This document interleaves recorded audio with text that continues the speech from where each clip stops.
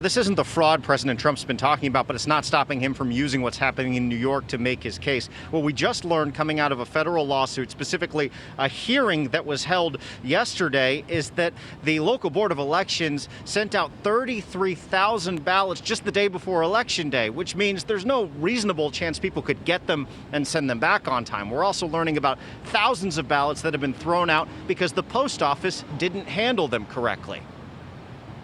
We are missing the opportunity to make this a fair, safe process for everyone by counting everyone's vote. Suraj Patel is running against longtime Congresswoman Carolyn Maloney. He's suing the state after 12,000 absentee ballots were tossed out in his race because they were not properly postmarked by the post office.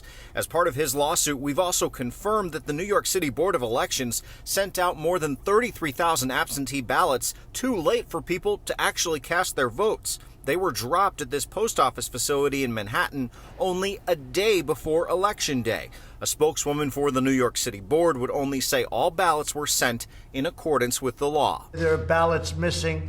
Thousands and thousands of ballots are missing. President Trump has been using issues like we're seeing in New York to attack voting by mail as fraudulent and too time-consuming to count, though there's no evidence of fraud. He also floated the idea on Twitter of delaying the election, which he does not have the power to do. This is going to be the greatest election disaster in history. Voting rights activist Reverend Lennox Yearwood says the president is making a bad faith case against mail-in voting. He's preaching patience as many states transition to this safer form of democracy during the pandemic. And when we're being told that people are doing this to create fraud or things with ill intentions, then that creates a bad situation. Yesterday, during a eulogy for the late Congressman John Lewis, former President Barack Obama went a step further.